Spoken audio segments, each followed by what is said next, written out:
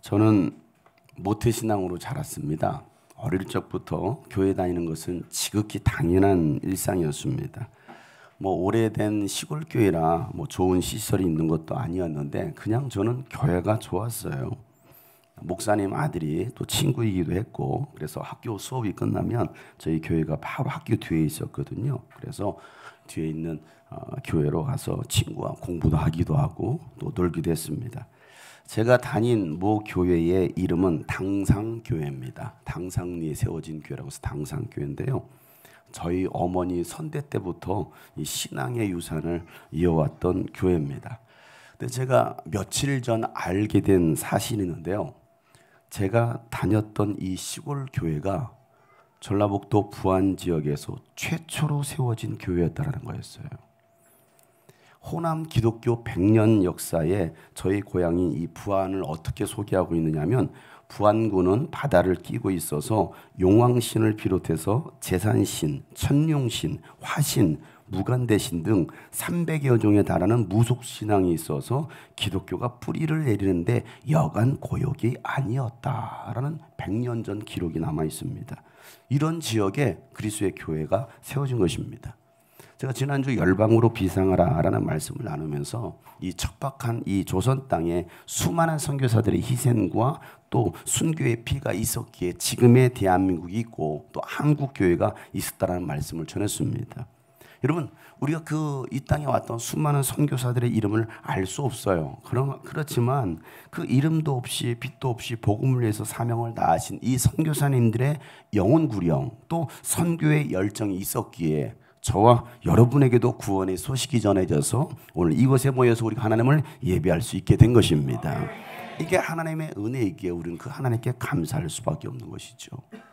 호남 기독교 100년사 전북편에 보면요, 부이렴 선교사가 군산을 출발해서 해안선을 따라 당상포에 배를 정박시키고 하나님의 말씀을 외치기 시작하였다. 이것이 부안지방의 첫 선교의 포문이었다. 이후 1907년 부안군 동진면 당하부락에 21평의 교회당을 신축하고 그 명칭을 당상교회라 불렀다라고 기록하고 있어요. 저것이 저의 모교입니다. 저는 역사적인 교회에서 장용석 목사가 나왔어요. 부안 최초 교회인 당상교회를 세운 이 부이렴 선교사는요, 미국 남장로교회에서 파송된 윌리엄 불 선교사입니다. 이 윌리엄 불을 한국식 이름으로 부이렴이라고 이름을 지은 것이죠.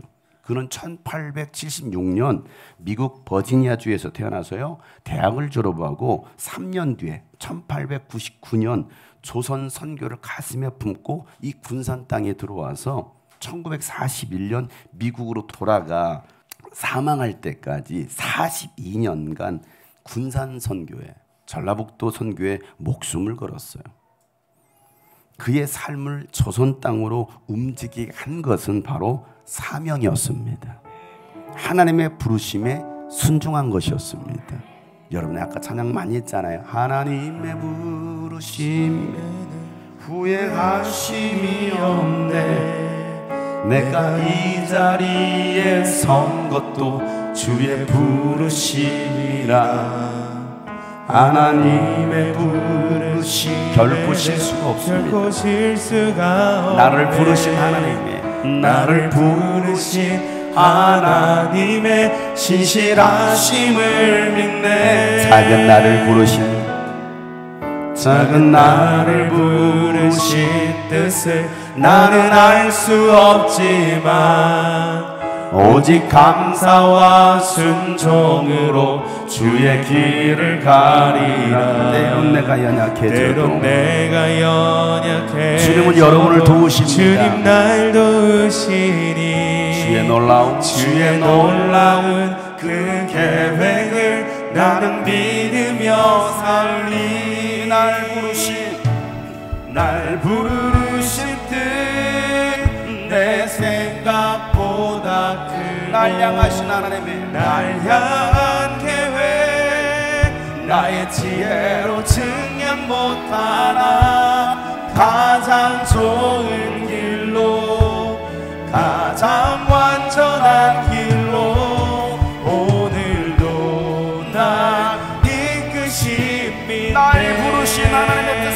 찬양합니다. 날 부르신 뜻 내 생각보다 크고 날 향한 계획 나의 지혜로 증명 못하나 가장 좋은 길로 가장 완전한 길로 오늘도 날 이끄신 믿네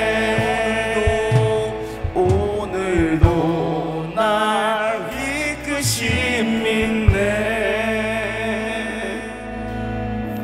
하나님께서 오늘도 여러분을 가장 좋은 길로 완전한 길로 인도해 주심을 믿으시길 바랍니다. 부르심은 소명이고 부르심대로 살아가는 것은 사명입니다. 오늘 여러분이 이 자리에 있는 것도 또 이곳에서 함께 우리가 예배하는 것도 내 계획이 아닌 우연이 아닌 하나님의 부르심인 것을 깨달으시길 바랍니다. 어쩌다 보니까 전도제 받아서 이곳까지 온 것이 아니라 하나님께서 여러분의 발걸음을 인도하신 걸 믿으시길 바랍니다. 여러분, 많고 많은 교회 중에 어떻게 여러분들이 이곳에 올 수 있었습니까? 어떻게 저를 만나고 또 복음을 듣고 또 이 길을 함께 갈 수 있습니까?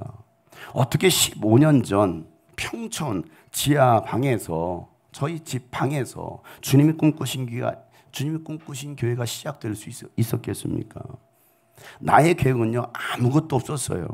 그저 하나님의 계획만 있었을 뿐입니다. 여러분 각자가 다 사는 도시가 다릅니다. 또 살아온 환경도 다 다른 사람들이, 그것도 13개, 14개 도시에서 오신 여러분들 어떻게 이 교회에 모여서 예배할 수 있겠느냐는 거예요.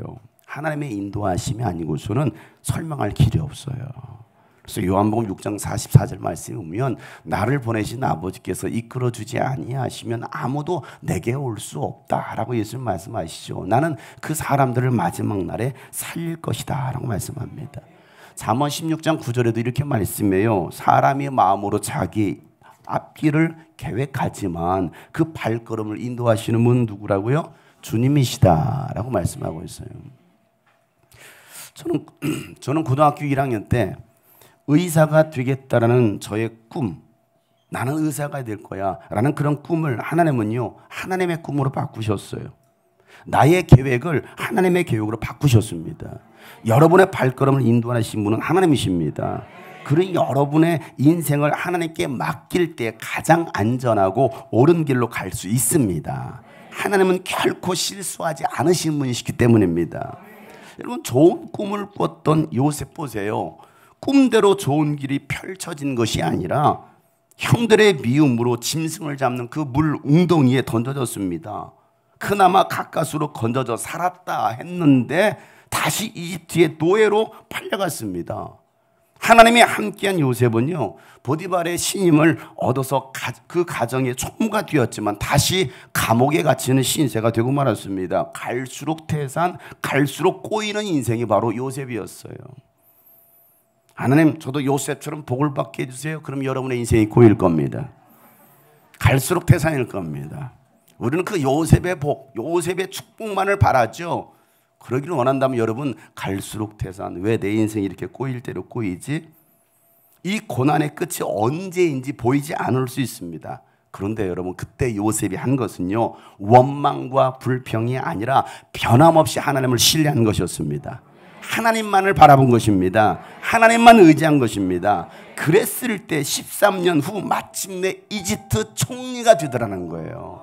이 13년이 걸릴지 그는 몰랐어요. 언제 끝날지 몰랐어요. 그러나 그 길을 걸어갔던 것이죠. 내가 걷는 이 길이 굽어도는 수가 있어도 내 심장 울렁이고 가슴 아파도 내 마음 속으로 여전히 기뻐하는 까닭은 하나님은 실수하시 내가 세운 계획이 빗나갈지 모르며 나의 희망 덧없이 쓰러질 수 있지만 난 여전히 인도하시는 주님을 신뢰하는 까닭은 주께서 내가 가야 할 길을 잘하실세. 그렇습니다. 어두운 밤, 어두운 길, 어두운 밤, 어둠이 깊어 날이 다시는 밝지 않을 것 같아 보여도 내 신앙 보여잡고, 내 신앙 보여잡고 주님께 모든 것 맡기리니 하나님을 내가 믿음일세. 지금은 내가 볼 수 없는 건 너무 많아서 너무 멀리 가물가물 어른거려도 분명히 여보라 나 두려워 아니하리. 만사를 주님께 내어 맡기리. 차츰차츰 안개는 걷히고 하나님 지으신 하나님 지으신 빛이 뚜렷이 보이리라. 가는 길이 온통 어둡게만 보여도 하나님은 실수하지 않으신다네. 차츰차츰 안개는 걷히고 하나님 지으신 빛이 뚜렷이 보이리라. 가는 길이 온통 어둡게만 보여도 하나님 실수하지 않으신다네. 하나님은 실수하지 않으신다네. 하나님은 실수하지 않으신다네.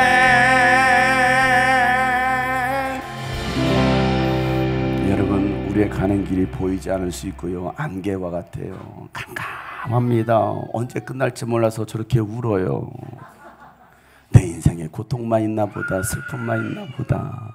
몰라요. 아무도 몰라. 어딜 봐요? 여기를 봐야지. 여러분, 그때 우리가 해야 될 일이 뭡니까? 울면서 하나님 찾으세요. 울면서 하나님 찾으면 하나님이 여러분의 앞길을 열어주신 걸 믿으시길 바랍니다. 그게 형통이라는 거예요. 형통이라는 고속도로 좀 뻥 뚫린 게 아니고 막히고 구부러지고 그런데 끝내는 목적지에 도착하는 거예요. 이게 하나님이 함께하는 사람들입니다. 여러분, 부르심이 확실하고 사명이 있으면 결코 흔들리지 않습니다. 여러분, 왜 신앙생활 하면서 흔들립니까?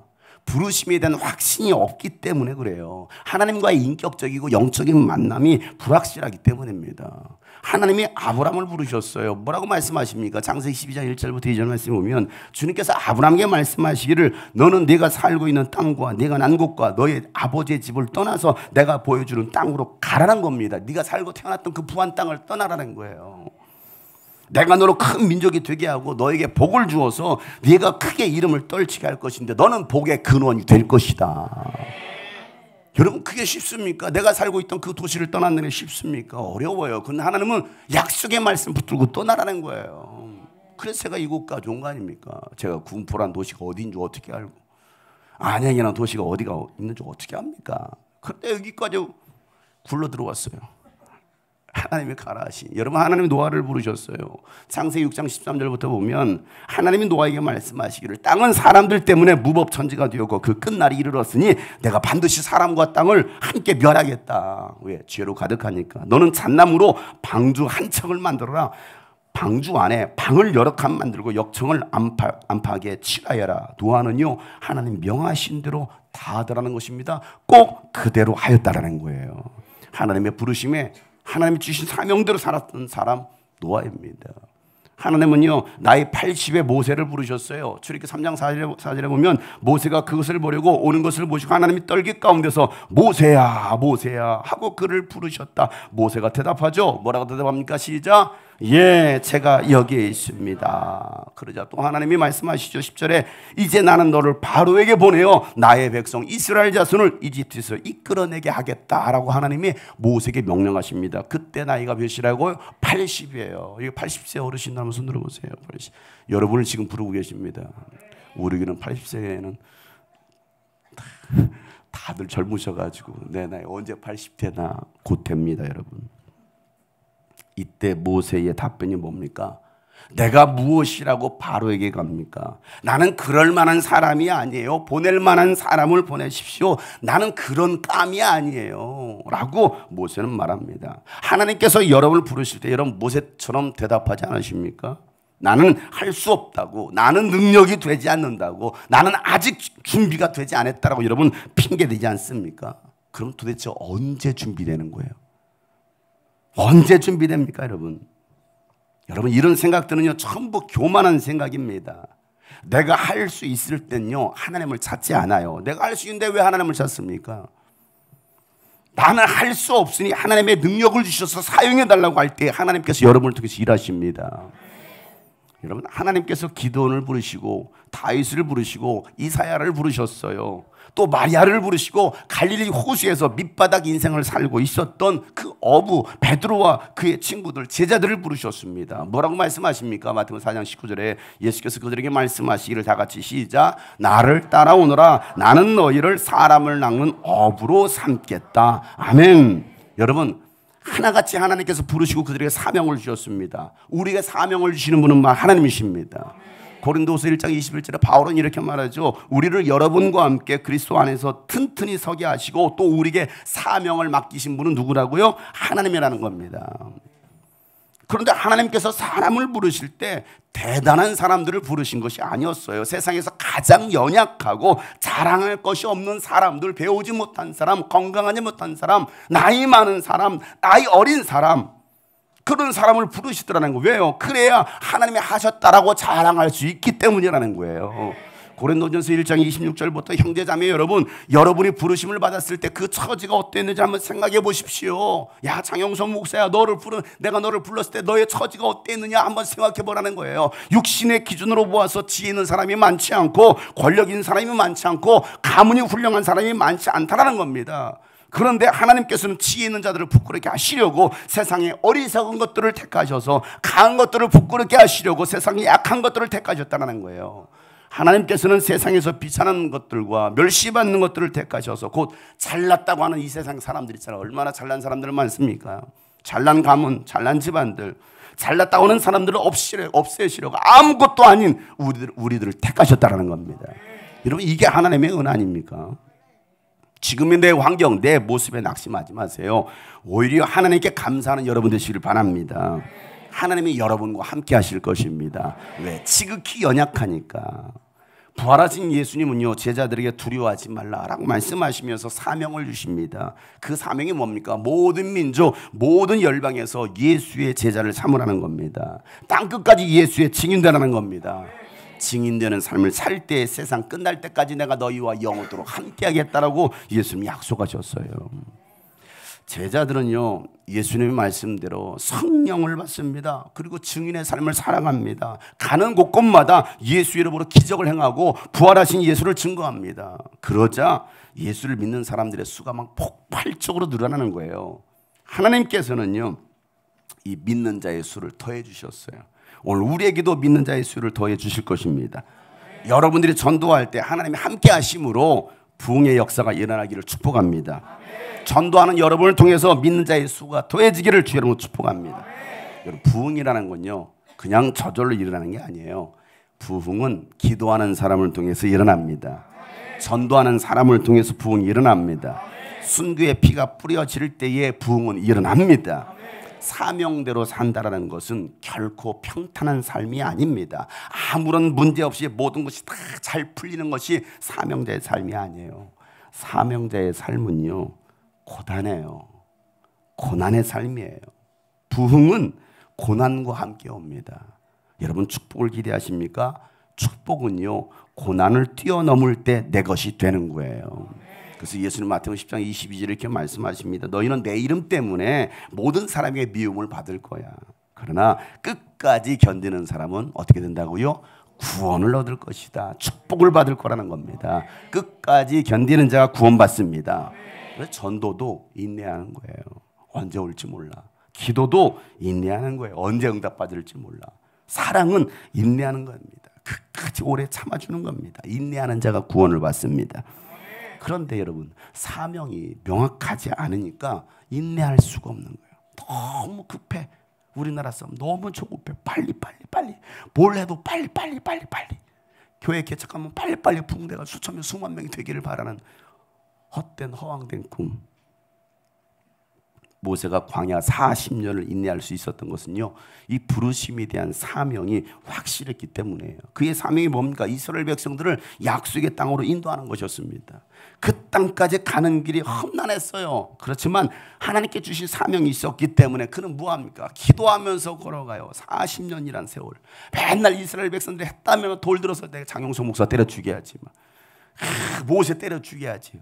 늘 불만과 불평으로 가득했던 그 이스라엘 백성들과 40년 그 광야의 길을 걷더라고요. 그리고 마침내 가나안 땅이 눈앞에 펼쳐졌을 때 여러분 얼마나 감격했겠습니까? 와, 내가 그렇게 기대하고 내가 가려고 했던 그 약속의 가나안 땅 눈앞에 펼쳐진 거예요. 와, 저기구나. 이 요단강만 건너가면 이제 그 약속의 땅으로 들어갈 수 있다. 그런데 하나님은 모세에게 너는 거기까지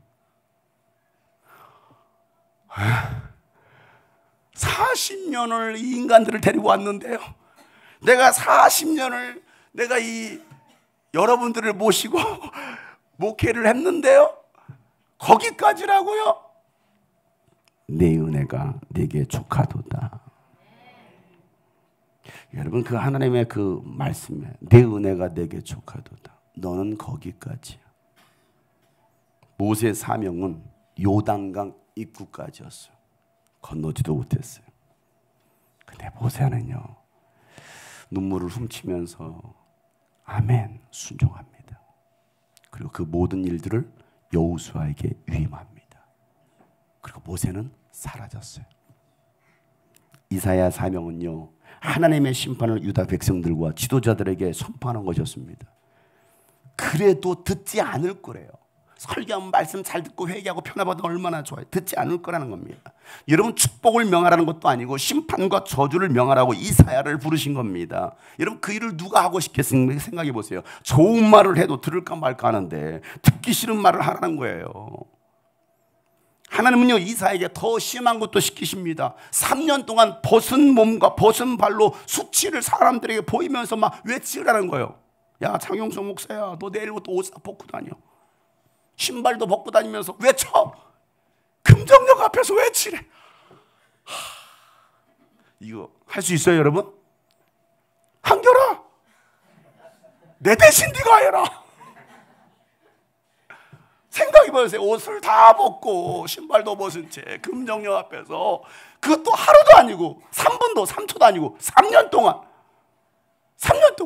회개하세요. 이사야는요, 그 사명을 묵묵히 감당해냅니다.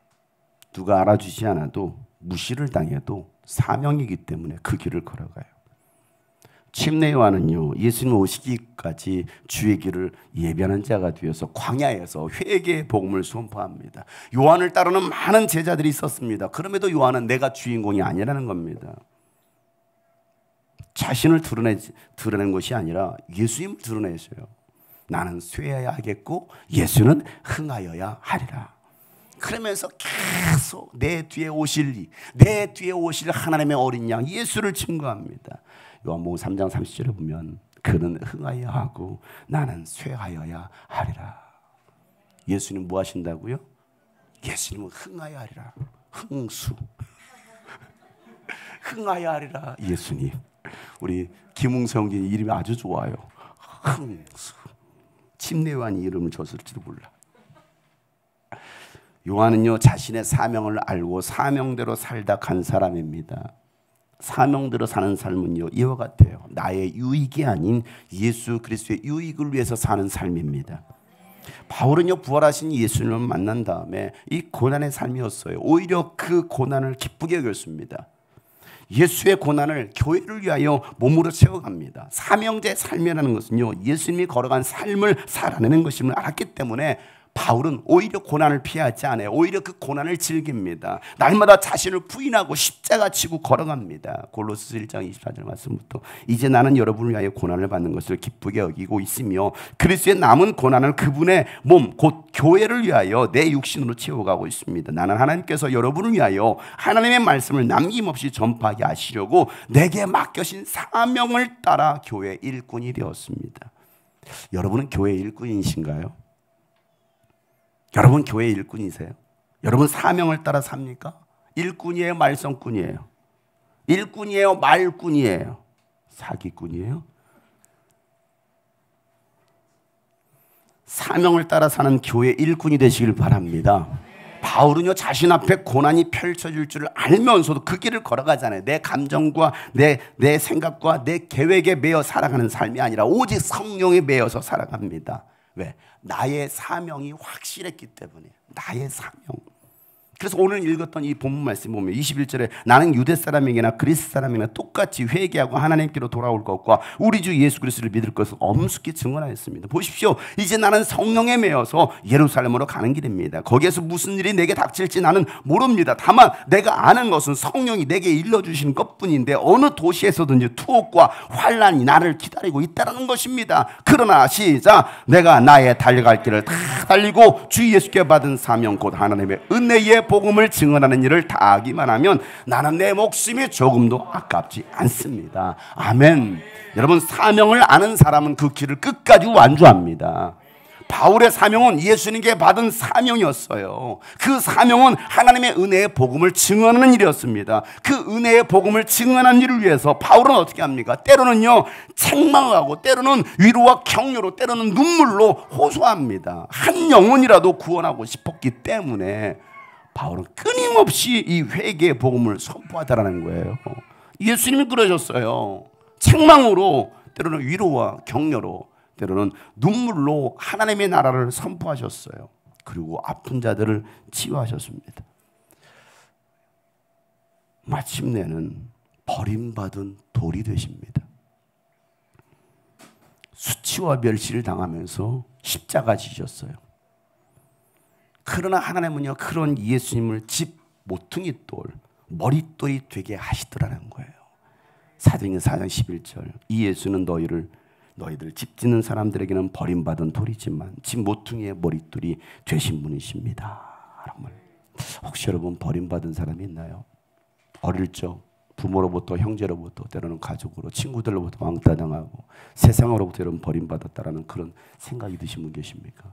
하나님은 그런 자들을 붙드시고 머릿돌, 모퉁이돌 되게 하시더라는 거예요. 하나님 아버지께서 주신 사명대로 사신 거예요. 그랬을 때 하나님 보좌 우편에 앉으셨습니다. 사랑하는 성도 여러분, 여러분의 사명은 무엇입니까? 이 땅에서 꼭 이루고자 하는 나의 꿈인가요? 조금 더 잘 먹고 잘 사는 것입니까? 여러분이 원하는 것은 무엇입니까? 윤택한 삶을 사는 거예요? 부자 되는 거예요? 저는 가난한 농사꾼의 아들로 자랐습니다. 형제는 6형제였지만 친밀한 형제 우애도 없었고 지금도 없습니다. 거의 매일 술을 드시면서 들어오시는 아버지, 어머니와 싸우시다가 부엌에 휘발유를 뿌리고 불을 지르시겠다는 그 아버지를 저는 울면서 말렸어요. 아버지, 그러면서 또 이 세상 뜻대로 되지 않아 살고 싶지 않다면서 막 농약을 드시면서 자살 시도하셨던 그 아버지를 말리셨던 그 어머니, 그러면서 차라리 같이 죽자고 막 같이 죽어 이렇게 살아서 뭐 하면서 막 우셨던 그 어머니의 모습, 그게 저의 어린 시절이었습니다. 그런 모습들을 지켜본 저는 동네로 달려가서 사람들에게 우리 엄마 아빠 좀 살려주세요. 아빠가 농약을 먹었어요. 살려주세요. 그리고 울면서 소리쳤던 저의 어린 시절. 여러분, 그런 환경에서 저는 무슨 꿈을 꿀 수 있었을까요? 생각해 보세요. 어떤 사명을 가질 수 있었을까요? 저는 가난이 싫었어요. 싸우는 게 싫었어요. 그저 평범하게, 아니 잘 살고 싶었어요. 잘 살고 싶었어요. 그래서 의사가 되고 싶었고 멋있는 파일럿이 되고 싶었어요. 그게 제가 가지고 있었던 꿈이었습니다. 그러다가 고등학교 1학년 때 부활하신 예수를 만나고 성령을 받았어요. 그러니까 꿈이 바뀌더라고. 사명이 생겼어요. 세계 열방을 다니면서 예수 그리스도를 전하는 전도자, 선교사가 되겠다는 것이 저의 사명이 되었습니다. 영적으로 죽어가는 한국 교회를 바라보면서 광야에서 외치는 자의 소리가 되어서 회개하라, 목이 터져라, 회개하라, 천국이 가까이 왔느니라 하면서 회개의 복음을 선포하면서 다음 세대를 깨우는 그 사명을 저는 붙들었어요. 저는 지금도 어린 아이들 앞에서 막 울면서 애통하면서 막 회개하라 외치는 이유가 어디 있겠습니까? 지옥만큼은 가서는 안 되라고 외치는 거. 오늘 바울이 말했던 나의 달려갈 길과 주 예수께 받은 사명, 곧 하나님의 은혜의 복음을 증거하는 일을 마치게 하면 나의 생명을 조금도 귀한 것으로 여기지 아니하노라. 이게 하나님이 저에게 주신 사명이었어요. 아무도 알아주지 않는 일, 쉽게 외칠 수 없는 말, 그게 나의 사명이라 생각하고 저는 지금까지 달려가고 있습니다. 교회가 작다고, 어린이 청소년 사역한다고 무시를 당합니다. 그래도 저에게 주어진 사명이게 오직 예수 그리스도의 부활과 천국과 지옥을 선포하면서 또 눈물로 복음을 전하고 있어요. 왜? 이게 아니면 안 되니까. 하나님이 기회 주시면 그 기회 붙잡고 최선을 다해서 복음을 전하고 있습니다. 그곳이 작던 크던 조그마한 교회든 대형 교회든 오직 하나님 한 분만 바라보면서 한 영혼 바라보면서 온몸으로 막 내 몸을 던지면서 복음을 전합니다. 누가 알아줍니까? 하나님이 일하시는 그 현장에 내가 있고 싶어서, 하나님이 일하시는 곳에서 내가 쓰임받고 싶어서 저는 더 엎드립니다. 더 망가지는 거예요. 하나님 나라에 그냥 광대가 됩니다. 천국의 개그맨이 되는 거예요. 나는 원래 이런 사람이 아닌데, 나는 원래 이런 사람이 아닌데 그 한 어린 영혼을 얻기 위해서 그냥 나를 다 버리는 거예요. 바울은 고린도전서 9장 19절에 보면 이렇게 말하죠. 나는 어느 누구에게도 얽매이지 않은 자유로운 몸이지만 많은 사람을 얻으려고 스스로 모든 사람이 종이 되었습니다. 유대 사람들에게는 유대 사람을 얻으려고 유대 사람같이 되었고, 율법 아래 있는 사람들에게는 내가 율법 아래 있지 않으면서 율법 아래 있는 사람을 얻으려고 율법 아래 있는 사람처럼 되었고, 율법이 없는 사람들에게는 내가 하나님의 율법이 없는 사람이 아니라 그리스도의 율법 안에서 사는 사람이지만 율법 없이 사는 사람을 얻으려고 율법 없이 사는 사람같이 되었습니다. 믿음이 약한 사람들에게는 약한 사람들을 얻으려고 약한 사람이 되었고, 나는 모든 종류의 사람에게 모든 것이 다 되었습니다. 그것은 내가 어떻게 해서든지 그들 가운데 몇 사람이라도 구원하려는 것입니다. 나는 복음을 위하여 이 모든 일을 하고 있습니다. 그것은 내가 복음의 복에 동참하기 위함입니다 라고 바울은 고백해요. 어떻게 해서든지 한 영혼을 얻고자 스스로 약한 사람이 되었어요. 저는 복음을 위하여 이 모든 일들을 하고 있습니다. 저도 이 복음의 복에 동참하기 위한 거예요. 한 영혼에 대한 안타까움이 있어서 그 어린아이들을 보면 눈물이 나요. 아무런 꿈도 소망도 없이 그냥 망가져가고 있는 우리 청소년들, 우리 교회의 청소년들, 청년들 보면 눈물이 나고요. 또 상처와 치유되지 못한 그 자아로 인해서 또 다른 상처를 주면서 무너져가고 있는 우리 어른 세대들을 보면 눈물이 나는 거예요. 하염없이 또 눈물을 흘립니다.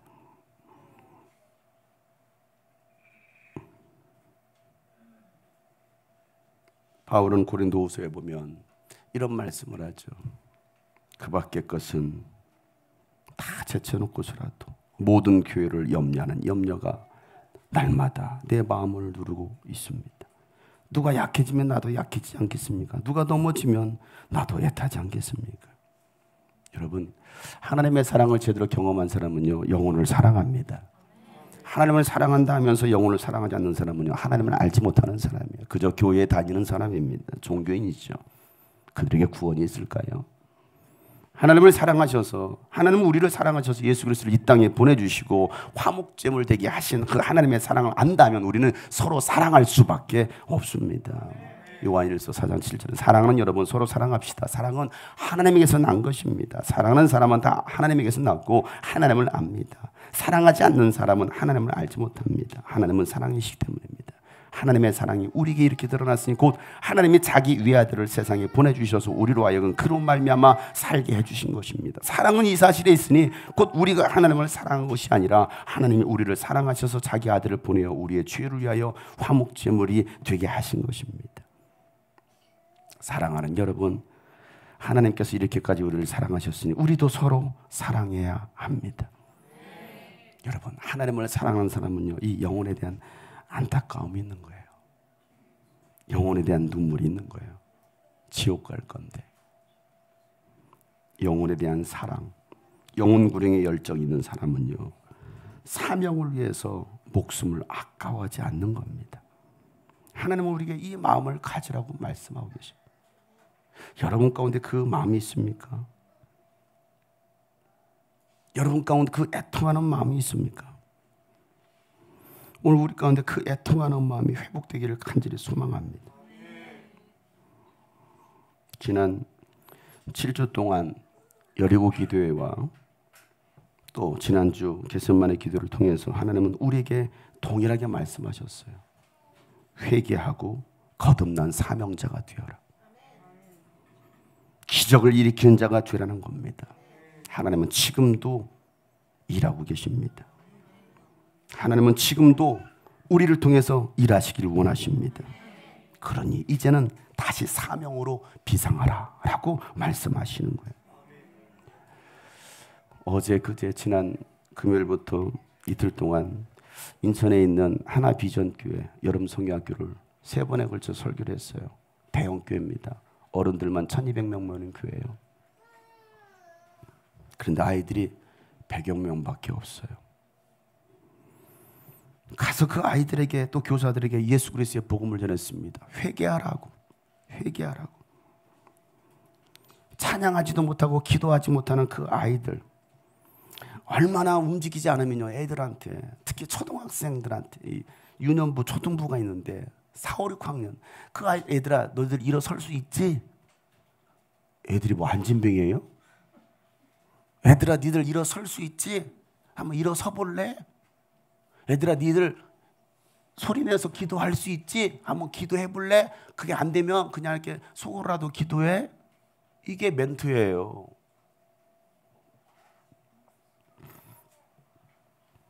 다 죽어버린 그런 아이들. 이게 한국교회 모습 아닙니까? 다음 세대를 찾아볼 수 없는 이게 한국교회 모습. 다 무너지지 않았습니까? 그 아이들을 데리고 설교를 2시간씩 하래. 대단한 용기지. 2시간을 주면서 설교 2시간씩 하라고. 얼마 하면 되겠냐? 2시간 해. 알겠다고. 2시간 동안 그 아이들과 함께 하는 거예요. 나를 망가뜨리면서 하는 거예요. 7시간 설교 딱 끝나고 나니까 아이들이 와가지고 막 인사하면서 목사님 혹시 개그맨이에요? 나한테 물어보더라고. 목사님 개그맨이에요? 내가 왜 개그맨이야? 목사님 재미있어요.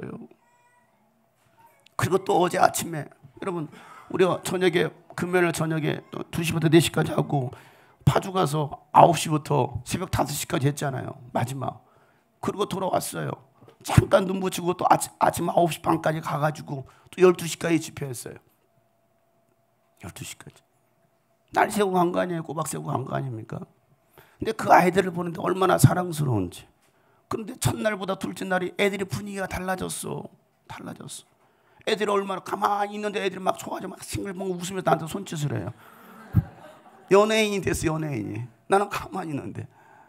그리고 둘째 날에 또 말씀을 전하면서 그렇게 막 떠들던 아이들이 얼마나 말씀에 집중을 하는지 내가 조용히 하면은 애들이 조용히 들어. 시끄럽게 하면 시끄럽게 들어. 그러면서 아이들이 반응을 보이면서 기도해야 되지 않겠니? 우리 예배해야 되지. 예배자가 돼야 되지. 그랬더니 이 아이들이 울면서 기도하고 강단에 나와서 무릎 꿇어 기도할 사람 나와라 했더니 아이들이 다 나와서 무릎 꿇고 눈물을 흘려 기도하고 마지막 저녁 시간까지. 제가 그 모습을 보면서 선생님들은 너 찬양 열심히 했구나 그러면서 간식을 줘요. 너의 찬양 크겠구나. 자, 간식을 줘요. 저는 그 모습을 보면서 마치 걔는 훌륭하다, 잘했어 간식을 주는 것 같더라고요. 금쪽이들에게 잘했어 간식 주는 거 그 모습이에요. 아니 찬양하는데 왜 간식을 줘요? 당연한 건데 그게 간식 줄 일입니까? 나는 그래서 완전 걔는 훌륭하다 그 모습을 봤어요. 눈물을 흘려 기도하고 찬양하는 그 모습을 보면서 야, 세상의 모든 어린이는 훌륭하다. 아이들을 개 취급하지 말자. 왜 아이들이 금쪽입니까? 이번에도 초등학교 교사 1학년 교사 이제 20몇 살 되지도 않은 그 교사가 자살했어요. 왜? 교권이 다 무너졌어요. 여기도 어린이집에서 유치원에서 일하고 있는 우리 선생님들이 있어요. 다 무너졌어요.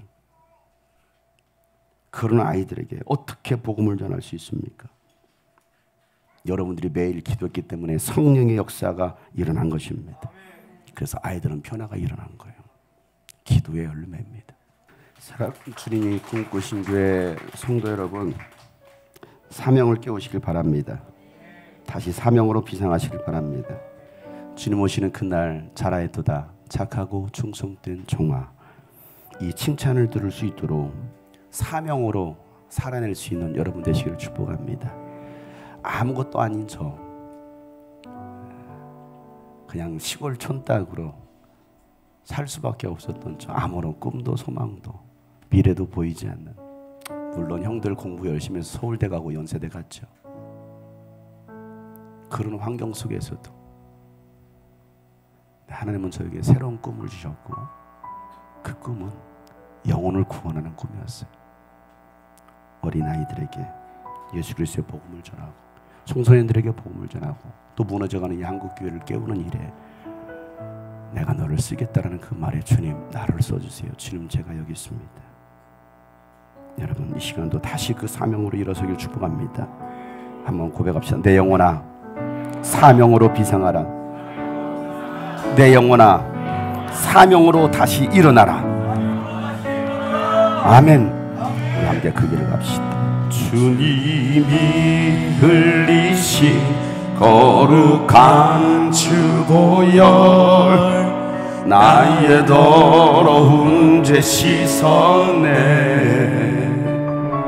조롱과 비웃음 참으신 예수 눈물의 길 걸어가셨네. 사랑하는 제자 사랑하는 제자 모두 주 떠나고 죄인의 십자가 지셨네. 하늘 아버지의 뜻을 위하여 주님 그 길 걸어 나는 이제 주의 사랑 알았습니다. 나는 이제 주의 사랑 알았네. 아낌없으신 그 사랑, 그 사랑이 나를 용서하셨네. 아버지 상 나는 이제 주의 사랑 알았네. 나는 이제 주의 사랑 알았네. 아낌없으신 그 사랑이 나를 용서하셨네. 아버지의 사랑, 오직 주 예수만을 사랑하느라고 결단하며 오직 주 예수만을 사랑하리라. 이제 영원토록 주 예수 나의 평생에 주 찬양하리라. 주만 선포 사랑하리라. 우리 모두 주님께 두 손 높이 들고 오직 주 예수만을 사랑합니다. 오직 주 예수만을 사랑하리라. 영원토록 주 나를 나의 평생에 찬양하리라. 선포하리라. 살아도 주를 위해 살아도 주를 위해 죽어도 주를 살아. 지고 나 살아. 난 주님의 것입니다. 주의 도 십자가의 능력, 십자가의 소망, 더욱더 진실하고 간절한 마음 가지고 살아도 주를 위해 살아도 주를 위해 죽어도 주를 위해 살아. 죽으나 난 주의 고 십자가의 능력, 십자가. 그렇습니다. 사명을 알고 사명대로 살기를 원합니다. 사명대로 살아가는 내가 되기 원한다라고 다같이 한번 1분간만 기도합니다. 하나님 아버지요, 우리에게 주신 사명, 영혼 구원의 그 사명을 감당하는 우리 모든 성도들 되게 하여 주시옵소서.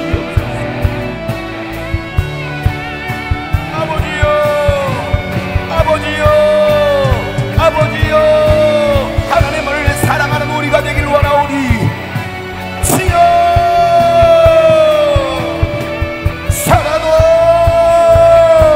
살아도 주를 위해 죽어도 주를 위해 살아.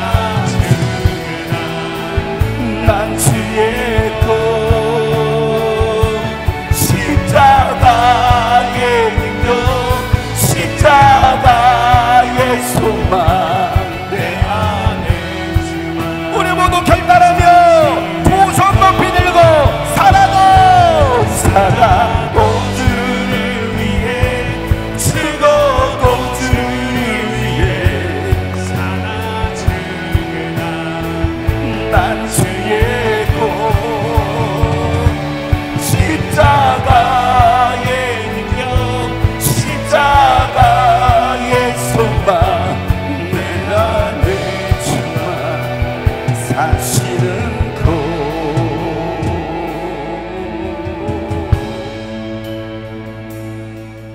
난 지극히 작은 자 죄인 중에 예수 무익한 날 부르셔서 간절한 기대와 소망 부끄럽지 않게 십자가 전케 하셨네. 어디든지 가리라. 주 위에 서라면 나는 전하리 그 십자가. 내 몸에 맨 십자가 그 보혈의 향기 온 세상 채울 때까지, 온 세상 채울 때까지, 온 세상 채울 때까지. 내 사랑 나의 예수님, 내 사랑 나의 예수님. 하나님, 사명을 알고 사명대로 살아갈 수 있는 우리 모든 성도들 되게 하여 주시옵소서. 우리를 사랑해 주시고 우리를 구원해 주신 그 하나님의 은혜를 알고 감사하며 영혼 구원하는 일에 힘쓸 수 있는 우리 모든 성도들 되게 하여 주시옵소서. 아무것도 아닌 우리를 부르셔서 귀한 일을 맡기시고 사명을 주신 하나님, 그 사명을 감당해낼 수 있도록 우리 모든 성도들에게 능력을 더하여 주시옵소서.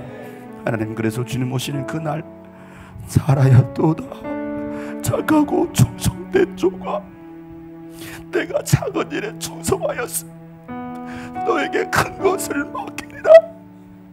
하나님, 그 칭찬과 멸관을 받는 우리 모든 성도들 되게 하여 주시옵소서. 이제는 우리 우주 예수 그리스도의 은혜와 하나님 아버지의 놀랍고도 지극하신 사랑과 성령님의 감화 감동 교통 충만하심이 한 주간을 또 사명으로 살아내기를 결단하는 모든 하나님의 사람들 머리 위에 이제부터 영원토록 함께 하시기를 간절히 축복하며 기도하옵나이다.